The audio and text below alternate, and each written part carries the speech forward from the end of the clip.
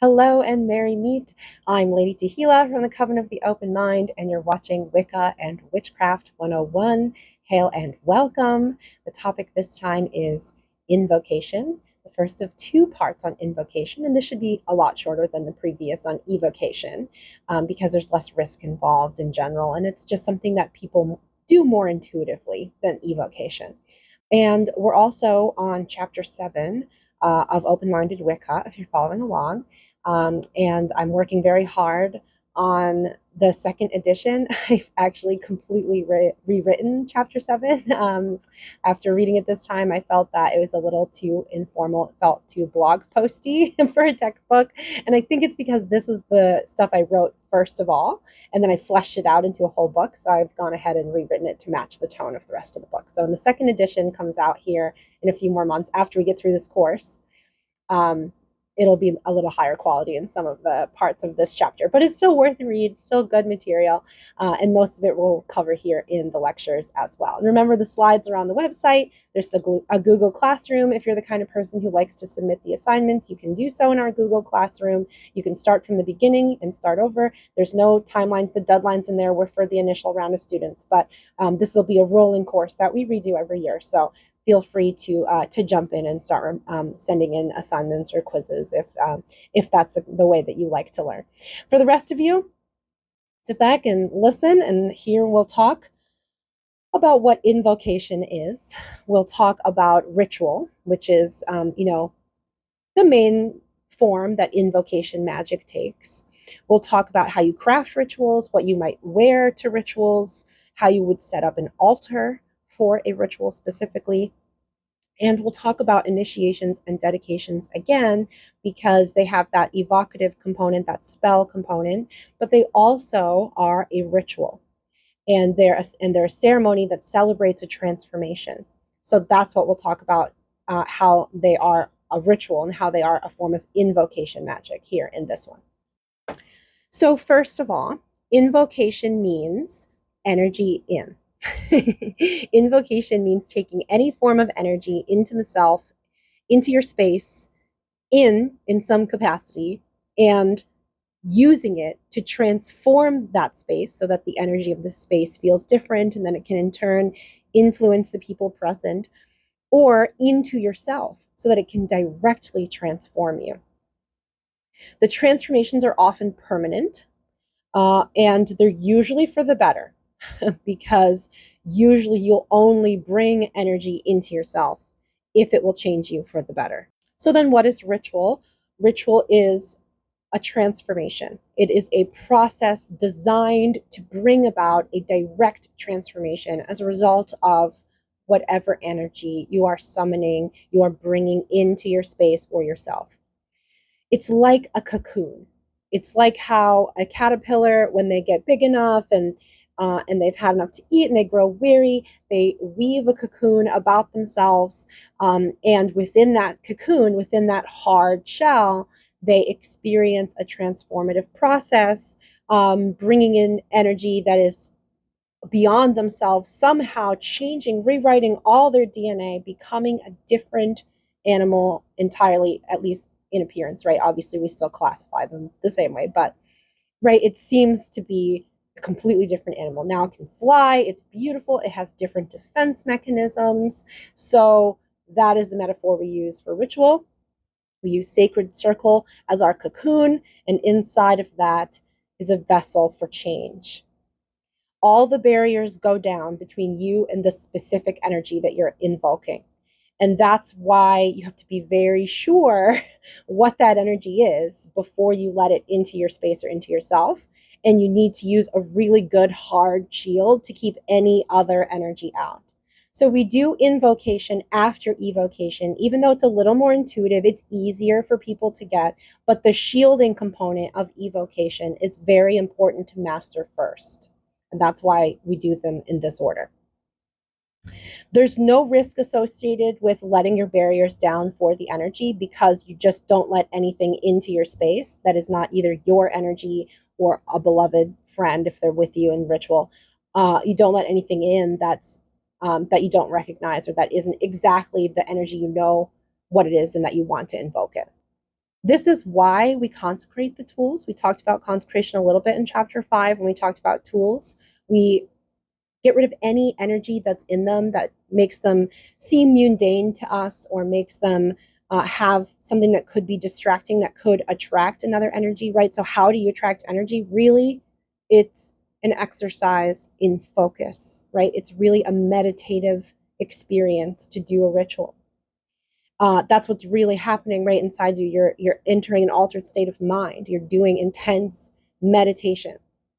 And that's what gives you the insight into whatever energies you're trying to use to change yourself. That's what gives you the vehicle for change in the world around you, is that you are aligned, right? You're in a state of mind so deep that your self, your mundane self, is nulled. It's dull. It's less important. You do the same with your tools and anything that goes into your ritual space.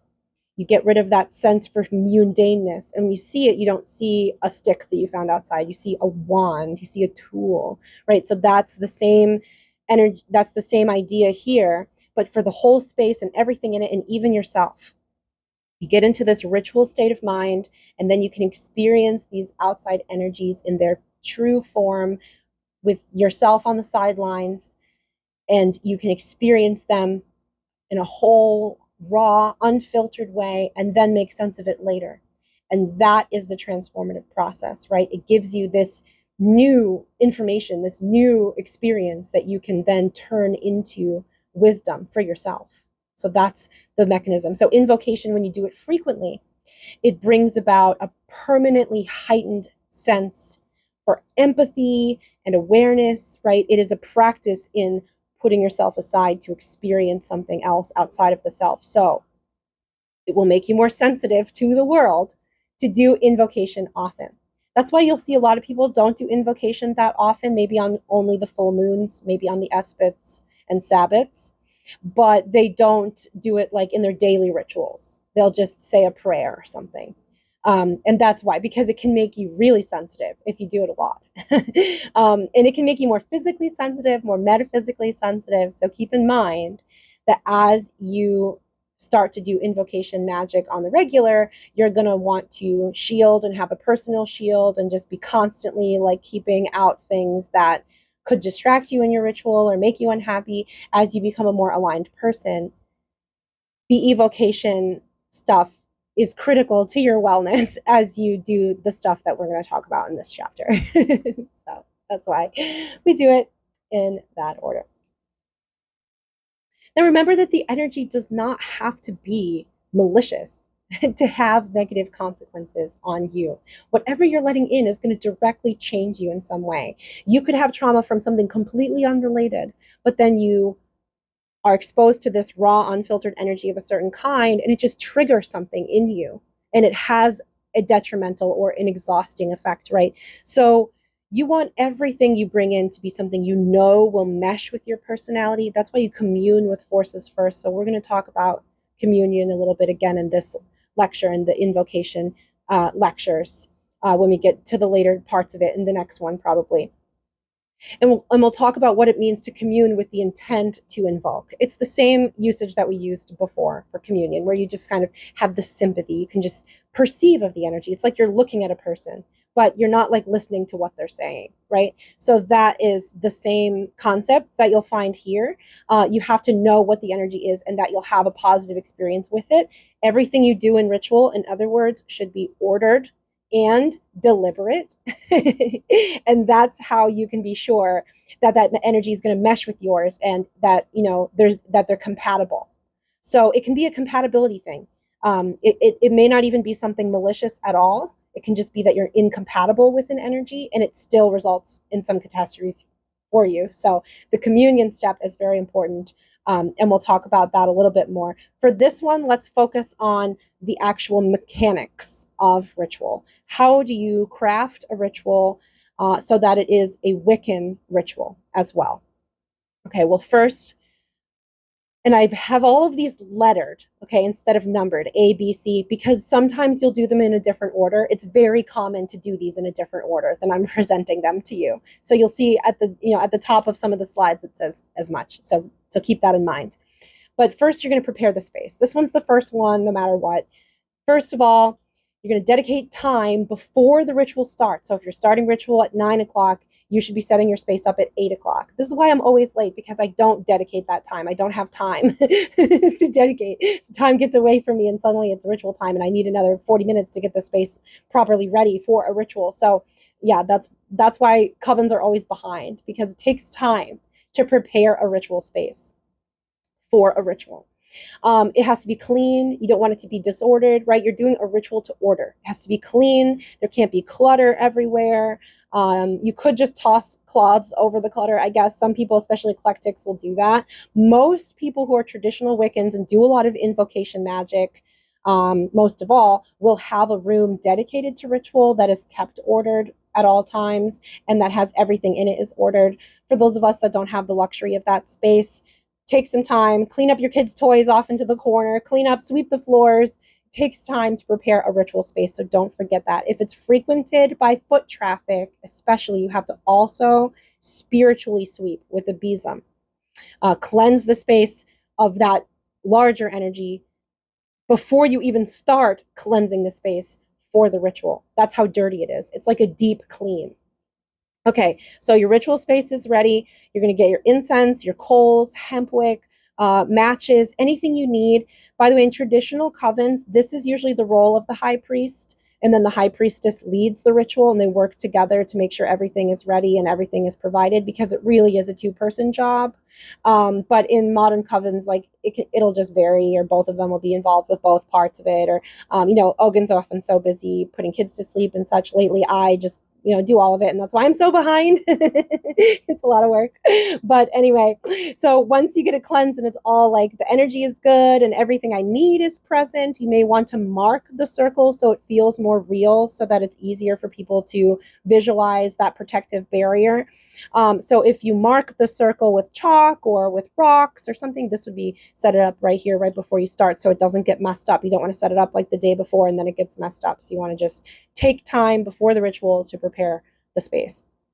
Lay everything out deliberately, put the altar out. Everything should be highly ordered, planned in advance as much as possible, yada, yada. Okay.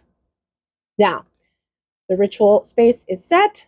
The ritual is starting. Everyone's present. Okay, so how do you enter the space? Okay, well, you may attune and center first. Sometimes in group rituals, if people are distracted and coming from their work lives, you will have them do some kind of attunement outside of the space before they even enter. Sometimes you'll have them do that, and then they'll come in, and then you'll still do a second one in the ritual space.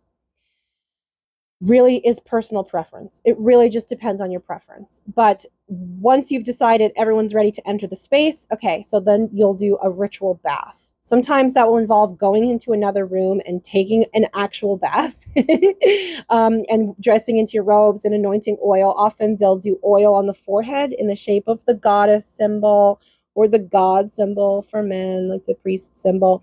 They'll do different symbols on the forehead. Sometimes they'll just do a pentagram to denote as sacred. Sometimes they'll just smudge it on. So different ways of getting the oil onto you, but the entering the space generally follows bath, oil, incense, or bath, incense, oil, in some combination. Probably the incense is usually first. It's a ritual bath with salt and water, and then it's exactly the same as casting a circle, and then the incense and then the oil. So there may be bowls out, like at the start, like when you go into the ritual, there's bowls out, and you just take some water and rub it on parts that feel less clean. Like if you have a road rage and you're constantly raging at people, you'll be like, oh, my throat is dirty. See, it's so dirty. I can't stop cussing. Or maybe you just have a tendency to wander in the woods and your feet are dirty, so you want to rub it on your feet. Whatever. You rub it on the parts of you, the water. If you're not doing a real bath, you do a symbolic bath. And then you do the incense, waft it towards you to cleanse yourself of any outside energies that are not going to serve you in the ritual. And then you do the oil to anoint yourself, to mark yourself as sacred. So even your body is denoted as sacred when you enter Wiccan ritual, when you enter sacred circle. At this stage, while everyone's getting ready and going through the the bath station, the anointing station, the cleansing station. It's called different things. The entering station, the gateway, the doorway. Use different words, whatever it's called. As people go through it, they won't be talking too much. They'll be in ritual mode. They won't be, and this is why sometimes you attune beforehand. They're not talking. They're thinking about what's about to come. If they're talking, it's only about the ritual that's coming. It's serious. It's in hushed tones, right? Because they're there for a purpose. So that's the general attitude during this phase, which can sometimes come before or after this phase, phase C, where you center and attune. So this is very important in group rituals, especially to get everyone synced and on the same page. Everyone needs to visualize and direct the energy together. In order for it to go well, you can't have someone destructively interfering with everyone else because they're just like in some weird headspace and they can't get themselves out of it, right? You don't want that. So you take time to get everyone on the same page in the group. And usually this will involve musical tools or vibrations, right? So like, oh, when you vibrate it, it's a little different than just speaking it. It has more energy, more power to it. It aligns your body to you. You can feel that energy coming from your throat and it helps you align. So everyone does it together. It brings alignment as one unit, right? It's a form of transcendental meditation. If you think back to lecture on meditation. Okay, so you do some kind of group meditation using a tool, an instrument, a focal point, humming, vibration, mantras to bring focus, guided meditation, something like this.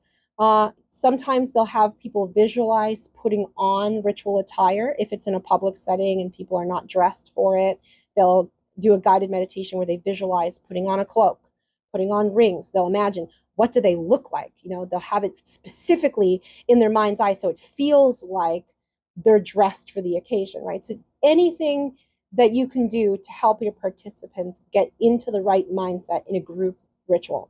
When you're by yourself, it really does still help to center and attune, but it may look more like humming a song or just singing a song or just meditating for a moment or sitting and taking in a natural space. And it'll be something that maybe is a little less like of an affair. Like it's a less of a step and more of just like a, okay, I'm in ritual headspace now and I'm ready to do magic. Just like a switch. So whatever your switch is, you turn yourself on so you're ready for ritual. Okay, then you have cast circle. Okay, so the space is ready, your body is ready, everyone's headspace is aligned, you're all ready, you're in the space. Now you cast the circle. We've talked about this before, so you should know how to do this by now. Trace the circle thrice about to keep the evil spirits out. Some will use the summoning pentagrams, usually 3 times, because it's visualized that there's like 3 layers to the circle. That's very traditional. But some will just do the spirit summoning pentagram once as well, because they just view it as one motion like they do at all the quarters. Just depends. And then the circle is traditionally seen to have those 3 layers, but it can be much more complex than that if there's evocation involved in the ritual. You can do rituals that have evocation, binding, spell work, invocation of deity, all of these things at the same time. So how complex that shield is going to depend on what you're doing. Now remember, for this step, for casting circle, it's the 3 C's. Okay, the 3 C's: cleanse, consecrate, conjure. So take some time to go around with salt and water, cleanse the space of any energy that's in it, consecrate the space with air and fire, denote it as sacred, and it's for use for ritual only, and declare it as such if you'd like. While you go around, say these things aloud that you're doing this. Conjure the circle with the blade. I conjure ye circle of power to protect us in our right this night. And that is when you will visualize the energy coming out of your hand or out of your finger or out of your blade if you're using an athame, and you'll visualize it coming out and forming the actual circle, and you see it in your mind's eye. You use your imagination, and it doesn't feel mundane. It doesn't feel silly. It feels like an expression of will when you do so because of the ritual state of mind. And that's why everything involved in the ritual is ordered and deliberate. Everything involved is designed to bring you into a highly ordered, altered state of mind where you can truly experience divinity and the divine nature of the elements and the divinity within yourself. and each other. And that is the real purpose of ritual. So cleanse, consecrate, conjure. That's how you cast the circle. That's how you get ready. That's how you make sure your hard circle is hard. There's nothing in your space that's not meant to be there. You push everything else out. Everything in your space is cleansed, consecrated, denoted as sacred. You're sure of it. Now you're ready to elevate the space. You raise it to be beyond time by invoking the elements. You bring the elements into your circle, not into yourself usually, but into your circle. That's also called calling the quarters, because the quarters are all, in a particular cardinal direction. So it's the quarters of the compass, right? It's the quarters of the map. It's the quarters. So when you call upon the quarters, you bring your circle to the world between worlds. Like it's beyond the veil. It's in a timeless place where the imagination has direct power, right? So you face each of the cardinal directions as you call it in, and you visualize that energy coming into the space, usually as a color that aligns with that direction, and sometimes by using postures in order to feel and that energy within yourself as well. So some people will do an invocative where they bring the energy into themselves. Some people will do an evocative quarter calling where they're like summoning and giving energy to the elements while they bring them in, so that the fairies actually appear to be present for the ritual. And then that's usually, they'll do that because they're doing some kind of spell work based around that. So you will see that, especially in May, that's more common. We have some evocative quarter callings in our Book of Shadows, but we don't use them that often. We usually use invocative quarter callings, and the gestures are designed to bring the energy into the self. And we sometimes do that if we feel like people really need help embodying the elements in order to be successful in the ritual. Then we'll get everyone to do these gestures together as well. And the gestures are for Earth. You just stand up really straight and tall, and you hold your arms flat to the ground like this, out in front of you, both of them parallel to the ground. For air, you put your hands up and spread them wide, and they are up in the sky, wide like this on both sides. For fire, it's a 90-degree angle here with your head, and it's fists on both sides. And then for water, it's you cup your hands out in front of you, parallel to the ground, but as cups, like they're going to receive water. So it's not like the goddess pose, because the arms are up here for the goddess pose. It's just out in front of you. So when you're doing this, people will imagine it like gates are opening and energy is rushing into the space. It swirls around and raises the space up, so that it's in a place, that is timeless.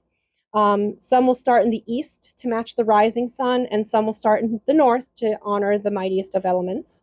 And they'll say things like the gates are open, or what we call upon the watchtowers, because they visualize the cardinal directions as having like a tower or a gate of some kind that is opened and closed. And some of them will use the summoning pentagrams as well. I do personally, because it helps feel like you're cutting the circle open to let that energy in. Now, I wanted to skip to the appendix and give you some examples of quarter callings. You'll hear me use them throughout our rituals. This is from the Open Minded Book of Shadows. So here's some evocative quarter callings, right? So for Earth, or for East, fairies flit and fly about around the garden, up and out. Into the skies above, they draw upon the clouds with love. So then there's like a creatures, come forth, we summon thee, be bound, be still, so mote it be. Our will be done in love light, grant to us your awesome might, right? So there's a binding involved with calling the quarters. That's what makes it evocative, right? So there's ones for each direction here. Slithering, sneaking by out of the corner of my eye into the coals with breath of fire, seeking goals. So that would be, for fire. And then for west, you have the creatures of the deep. And north, you have another. So that's an example of the evocative. You can see all these in the appendix of the book, by the way. Okay, so for Litha one year, we used these ones where we say, Guardians of the North, powers of earth, you who are the stabilizer and nurturer, powerful buffalo who stands solid as the mountains, ground us in your strength. Hail and welcome. right? So that's one way to just be like, this is the energy of this direction. We call this energy into the space so that we can use it in this ritual. Invocation only, right? That's not evocative at all. That is just invoking the element into your space. Another one that we like to use, Guardians of the North, we summon the powers of earth, cave of darkness, standing stone, the celebration of flesh and bone, with stillness, the power of silence. We invoke you. So that's another different examples in here. You'll see that one a few times because I really like it.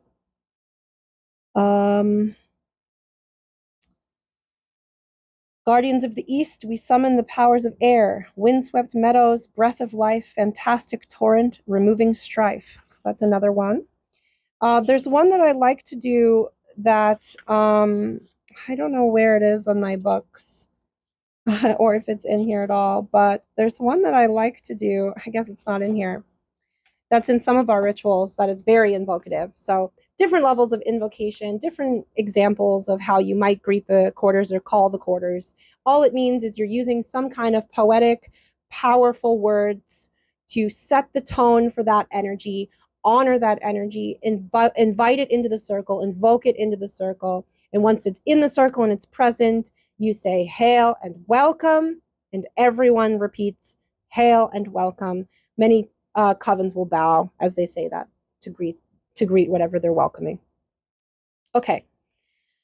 And some people consider this to be part of casting circle. So some people will cast the circle. They'll say, I conjure you, circle of power, blah, blah, blah. And then they'll say, the circle is cast, so mote it be. And then and everyone repeats, so mote it be. And then they will go on to do the elements and call the quarters. Some people will not stop. They'll conjure the circle and then immediately with the blade in hand do the elements. And then after the elements are done, they'll say, the circle is cast, so mote it be. And everyone repeats, so mote it be. So some people consider D and E to be the same step. Just keep that in mind. Okay, step F and step G are often done in the reverse order. Whether you invoke divinity or state the ritual intent first, doesn't really make a difference. If you invoke divinity first, then that's often because you want the ritual to have a certain atmosphere, to have a certain energy in the space, in order for you to do something else in the ritual. So in order to not risk it looking like you're evoking deity, you'll invoke deity and then state your intent to do some will or to express your own ego in some way. And you'll be like, see, the purpose of the ritual is not to invoke divinity. We just did that so that we would feel divine, so that we could do this magic more successfully. So that's one reason why you'll see the ritual intent come after the invocation of divinity. If the intent is really some kind of evocation, then that's conventional. Often the ritual intent will be stated first, especially on Sabbats and Espits, and then you'll invoke divinity and then often draw down that divinity into so that you become possessed by it, so that you can do a more intense ritual, which will be the subject of the next lecture. Drumming or chanting is a common way to bring energy down into the space. Some will visualize the cone of power receiving the energy, and if they go to send energy out later, they'll visualize the cone of power sending that energy back out, and it'll be the same cone that goes in or out. Some people will see the energy coming in like a spotlight. For some people, the circle is a sphere and it covers around their heads as well, and so they may have to open the circle in order for the light to come down, or they may visualize it coming up from the earth, right? The earth mother, or out from themselves in their divinity. So it depends on how someone sees divinity. Some people, the circle will be like a cylinder so that the light can just come directly down into the circle. So some will use long invocations, poetry, can be prose or it can rhyme. It should be deliberate and highly ordered one way or the other. It should be clear and concise and make sure that everyone present has the same vibe from what they're hearing. You have to make sure that whatever you're saying is not going to trigger someone into having the wrong mind, the wrong headspace because of some personal experience they have. So if you're doing a group ritual in a big setting, it's more conventional to see people using basic chants and drumming and things that are easier for anyone to relate to than when people do personal rituals with their covens, they may opt for things that are longer, flowy, or more expressive of their personal relationship with some divine element, right? So you'll see different kinds of invocations for different purposes and different audiences and different kinds of rituals. Poses are also used in this case to invoke the energy into the space, often by doing the goddess pose or the god pose, but most often those poses are used to bring the energy into the self. And the only person who will be in a true goddess pose is the high priestess doing the drawing down the moon or leading the invocation, and everyone else will have their arms up and cupped, but not not up and out like you might see for bringing the energy into the self. Poses are a really great way to like manipulate energy, because you're physically manipulating yourself and the space when you change how you stand and how you sit in that space. So it's a great tool in ritual to just change how you're standing or what you're doing or how you're moving in order to manipulate the energy of that space.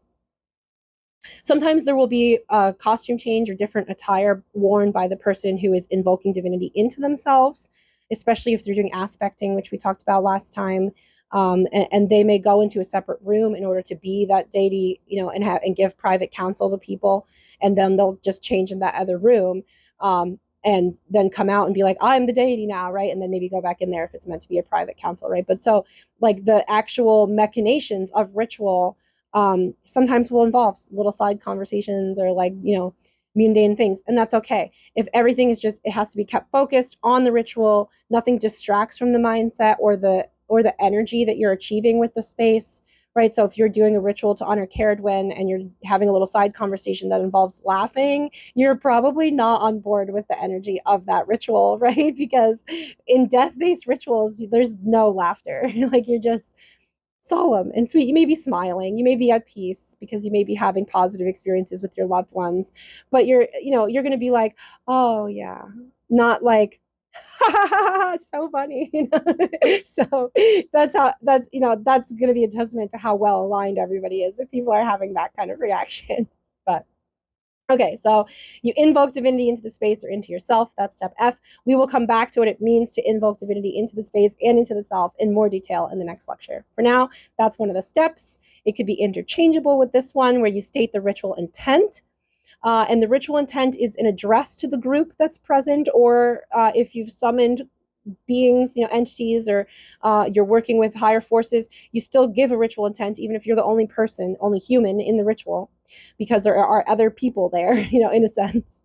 So you state this aloud. This is the purpose. This is the context. This is why it's happening on this particular date at this particular time. This is what you should seek from this ritual in terms of transformation for yourself. They may give prayers or speak to divinity as a part of this, especially at Sabbats. There may be blessings. This would be the time when the circles are linked. So if you're doing a group ritual to honor deity, like how we do our Sabbats and Espits, we do the ritual intent first. We link the circles, we state why we're here, and then we invoke divinity, because invoking divinity is really the point. We're celebrating a holiday. Okay? That's why we do it the way we do it, but not every ritual is like that. So some you will invoke divinity first and state the ritual intent second. You may link circles as a part of the casting of the circle in that case. That or everyone may invoke their own personal divinity, and then you kind of just loosely link circles. So there are different techniques that can be done based on how you do magic. This step can also be very basic. It could just be like, we are here to celebrate Luknasa. Welcome. Or it could be eloquent and complex and a big elaborate address to people and prayers and all kinds of things. So it just depends on what kind of tone you like to set for your rituals and how formal you are and what kind of vibe you need, what kind of energy you need for that ritual to be successful, and all of that kind of stuff.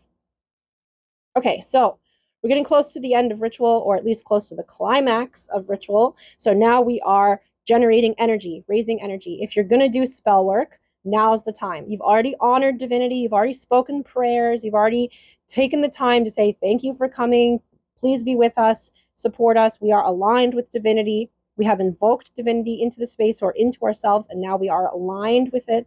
So now we can do spell work if we'd like to. We're not using that divinity. We're not redirecting that divinity out. We're still raising our own will and intent. We're only using that divinity to be sure that what we're raising, the energy we're raising, is something we desire, a change we truly want to see happen in the world. Okay, so we're generating energy. That's the spell. We've talked about spell work a lot now, so go back to the previous lectures if you still need to watch about that. But remember that the purpose of spells done during ritual is usually to seek commitment to the energy that's being invoked. Usually the purpose is for something like, okay, we've invoked a harvest deity. Now our ritual is for abundance, or last time we did money, right? So that's the kind of thing, especially at full moons, it's common to invoke divinity and evoke energy from yourself, because full moons are just a great time to do evocative magic. And there's nothing wrong with that. There's nothing wrong with taking the time to be aligned with divinity and then being a person. That's what divinity wants you to do, be a person, or it would not have made you a person in the first place. So there you go. So you're seeking a commitment to a change. Whatever transformation has been experienced, whatever energy has been absorbed, is going to cause a transformation. The spell can be a way to say, now I want the transformation to go like this. I want the commitment to this to look like this. I want to change as a result of this.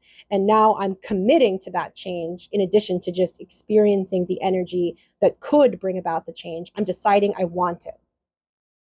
So the spells, they can be sent out for whatever specific purpose, different words of power, all the same associations we've talked about.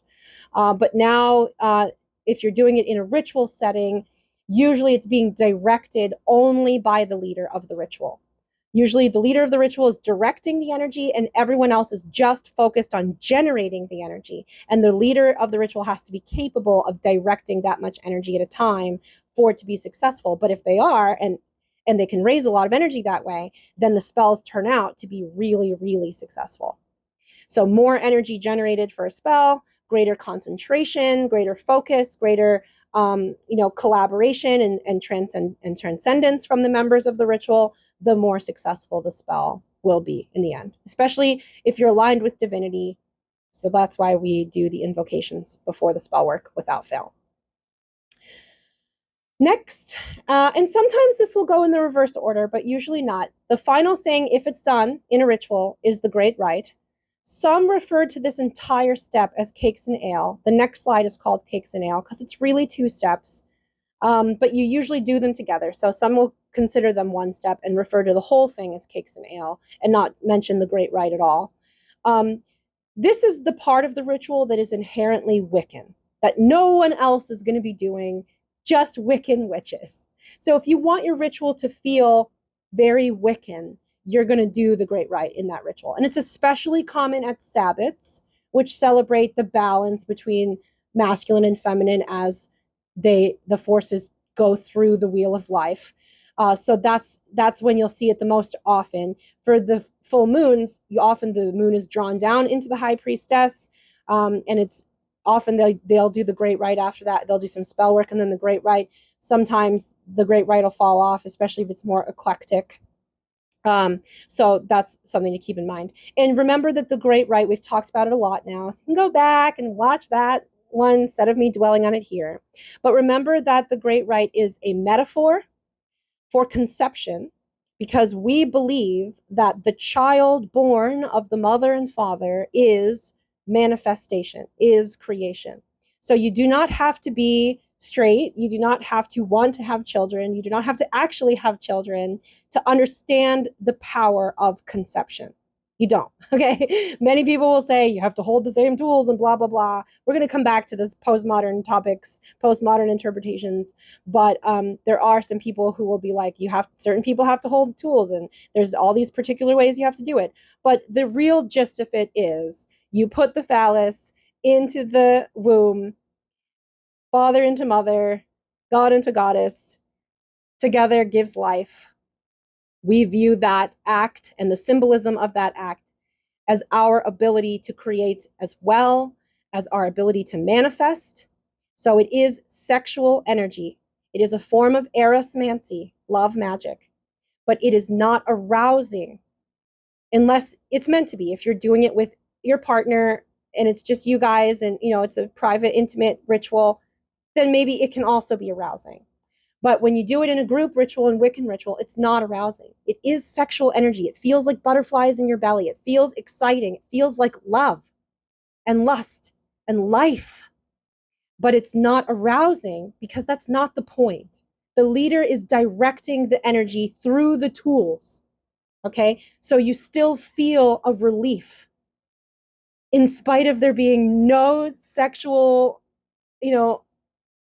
whatsoever. It's a relief that comes from, this is the climax of the ritual, and now it's done. Now we can relax because we have put the energy in. The child is conceived. It's out. It's in the world. It's a seed. It's going to grow. Because remember, in Wicca, it's not just about a human child. It's also about seedlings. It's about plants. It's about animals. It's about all of nature, which conceives in a similar way. But there are parts of it that are non-conforming. And that's the part we'll talk about in the postmodern topics, that nature is non-conforming and all parts of nature are sacred. So there's no one right way to do this, to celebrate conception. The Wiccan way is male into female, gives birth to a child. It's the climax.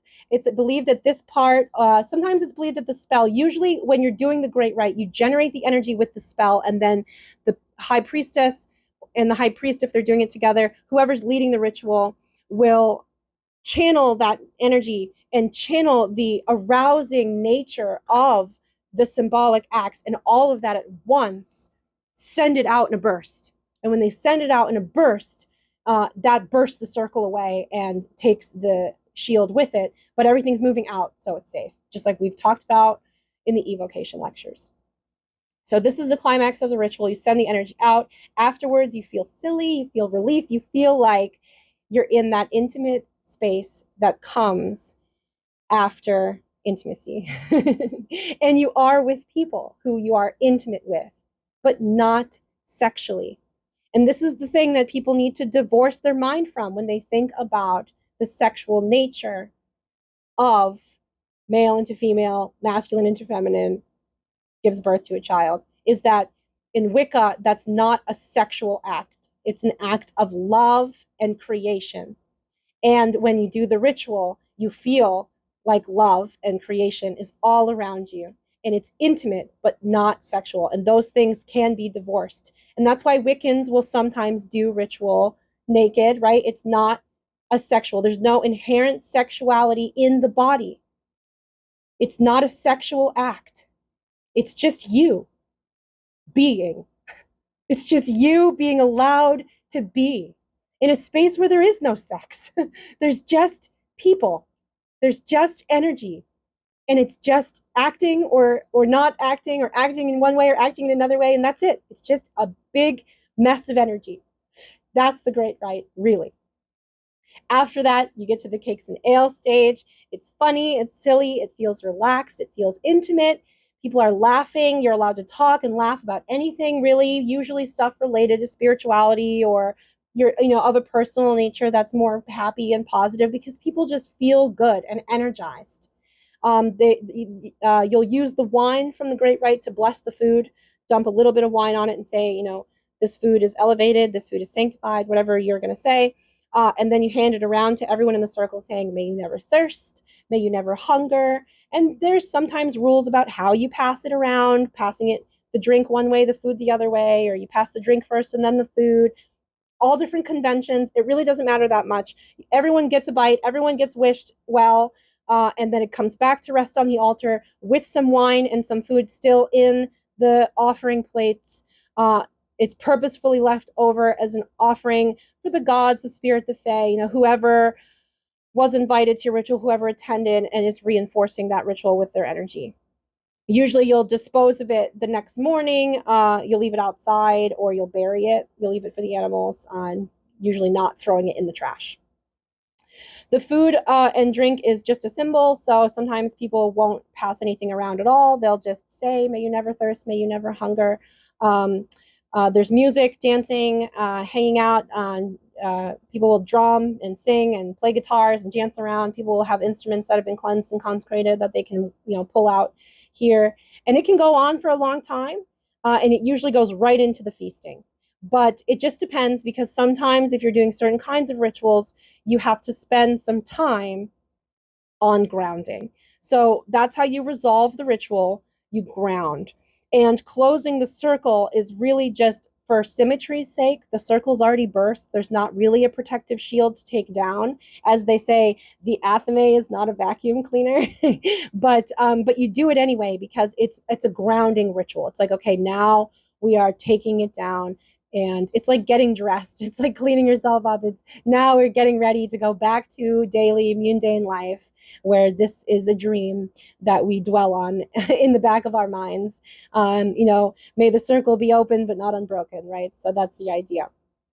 People will mirror the steps that they use to summon the space. They will thank and honor deity. The spirits will be thanked and honored.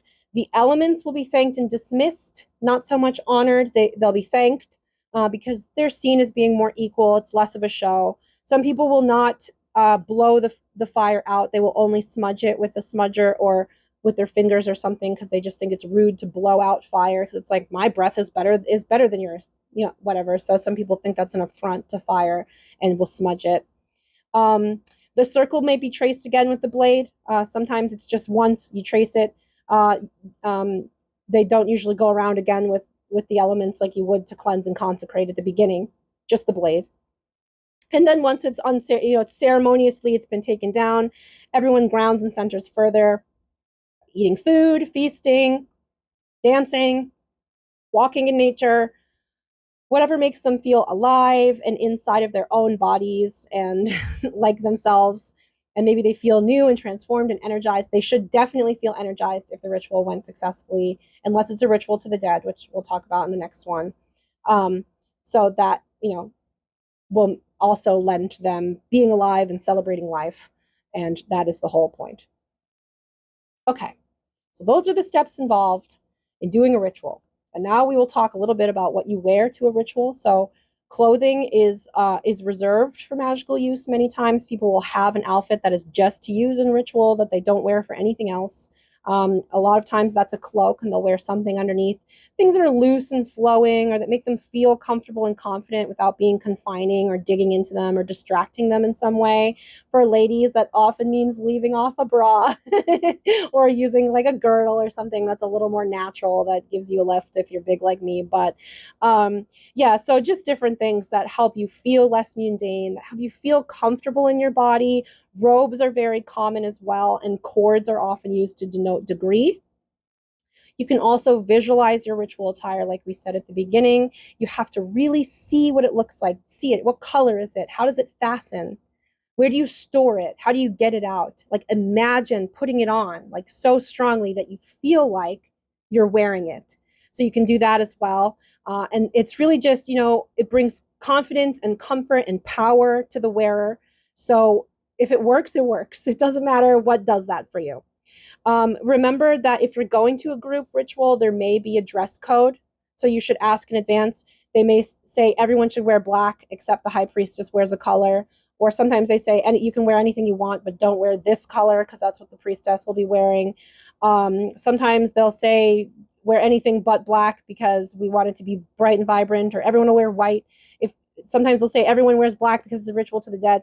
Different reasons. So if you're going to a group ritual with people that you aren't that familiar with, always ask if there's a dress code and what you should wear.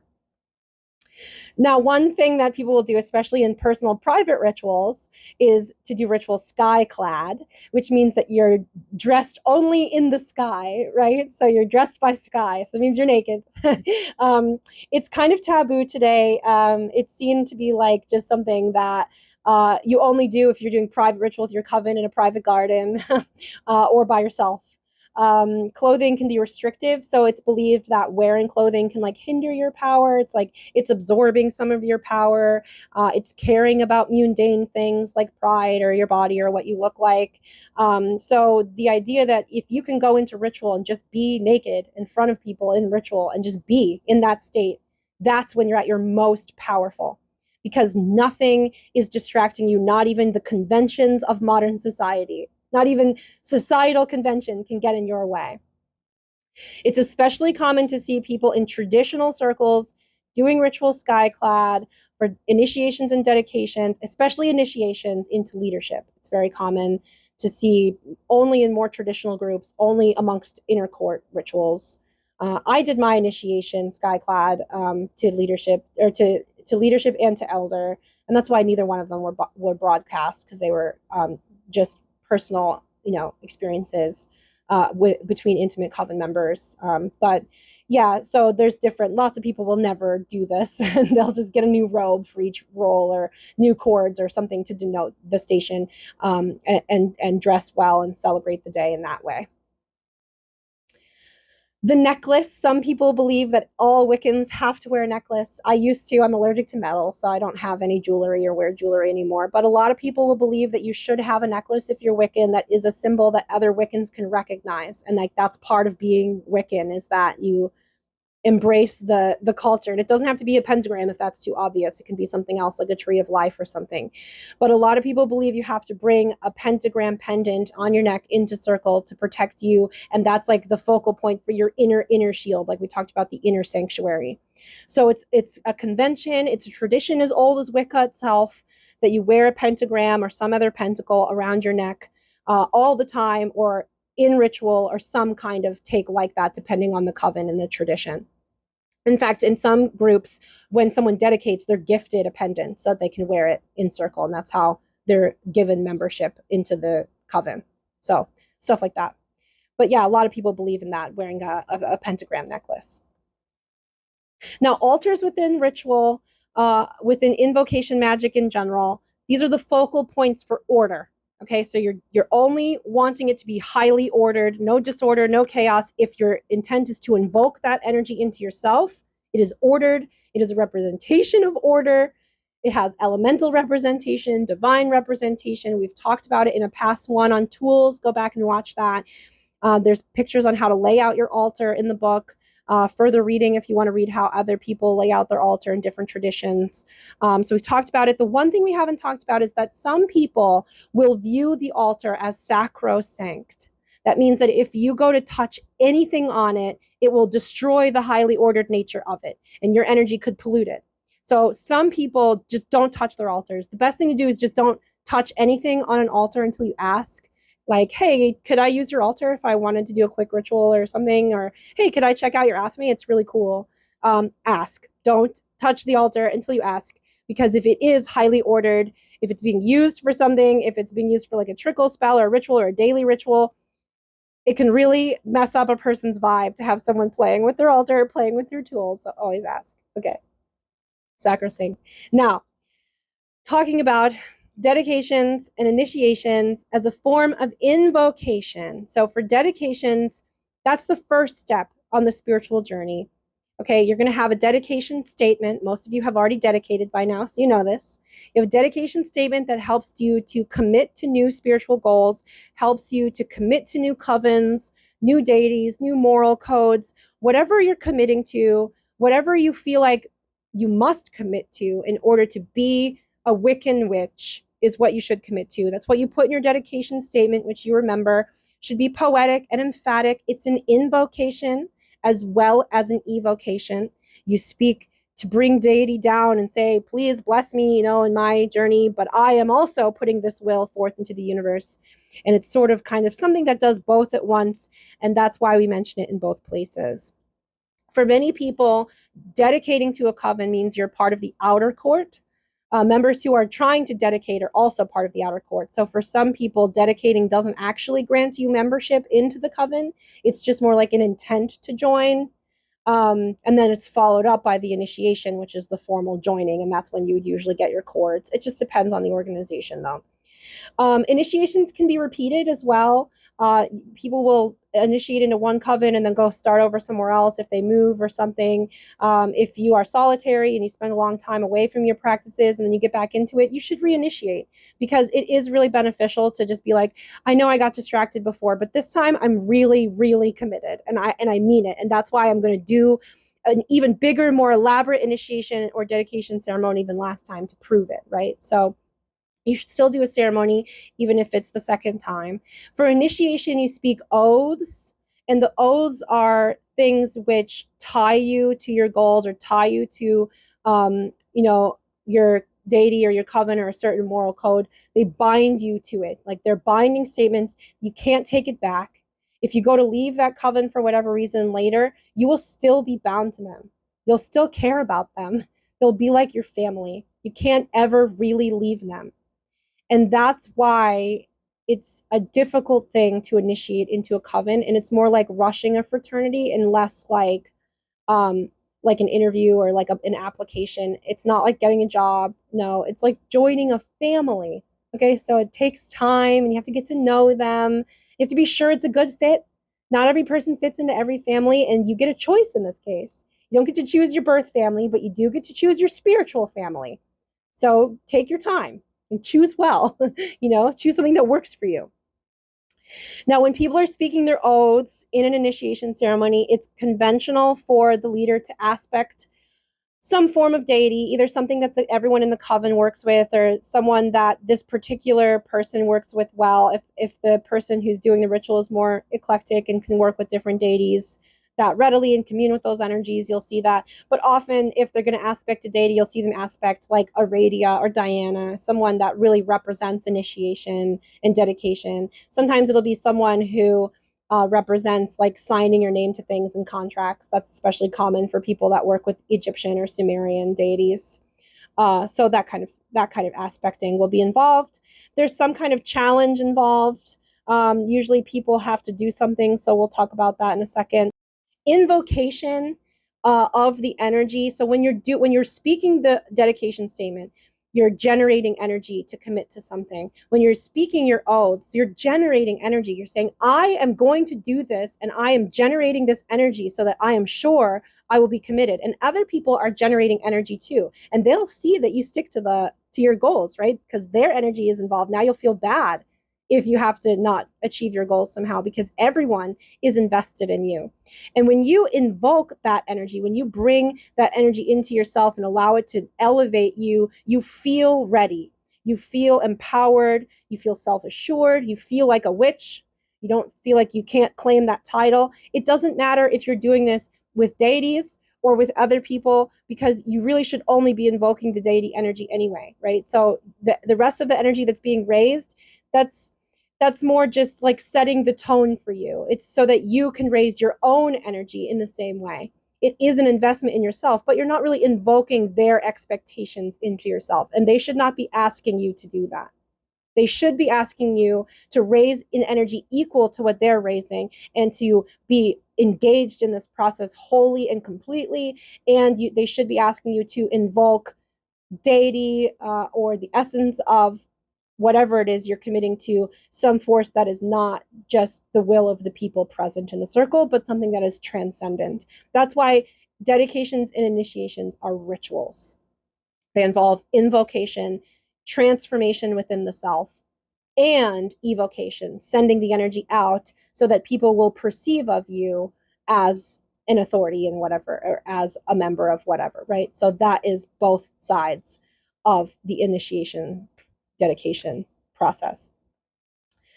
Lastly, when you're doing ritual, there may be a part where you enter the circle via a doorway, especially if there's dedications or initiations going on. People may stand outside while the ritual starts and deity is invoked.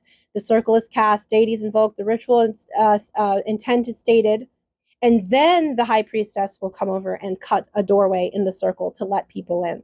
And they'll, sometimes there will be a passphrase involved, like, how come you? And then the person coming in will have to say, I come in perfect love and perfect trust. And then they'll say, then be welcome, and they'll come in. And then they'll do that for everyone. And then they'll address them all and say, hail and welcome. That's common if people are dedicating or initiating. If they're initiating, it's more common for there to be a challenge, like holding a dagger to a person's throat and saying, "Art ready to suffer to learn?" Are you ready to suffer? Because that is how you learn. You have to make mistakes. So they will sometimes do a challenge. That challenge can be something very complicated or something very basic.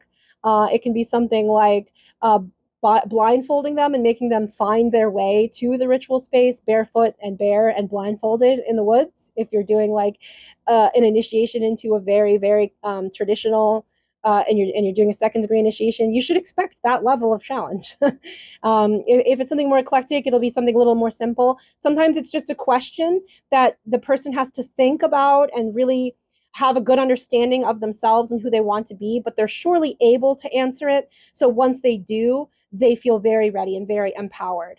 And just the fact that they know there's some unknown challenge coming makes it feel like anticipation, like, oh no, am I going to pass? And then when they pass, because it's a challenge designed for them to be able to pass it, even though it is a challenge. And then when they pass, they feel very, very ready to do it. I've never had a person not pass their challenge, by the way. If it's a good challenge, they're going to pass it. And they're going to pass it, but they have to do the challenge anyway. And it still feels challenging for them in the moment. Later, they're like, there was no way I would ever fail that. And it's like, yeah, that's what made it a good challenge. You felt challenged, even though you were definitely going to rise above it. That's the point, because you want someone to feel like they are equipped to rise above. That's what it is to initiate, to be a witch, yada. Often you'll see people enter this way during hand fastings. More often than not, they will enter via doorway and there will be a passphrase and they may tour the quarters to say something to each quarter before they stand in the center and do the hand fasting itself.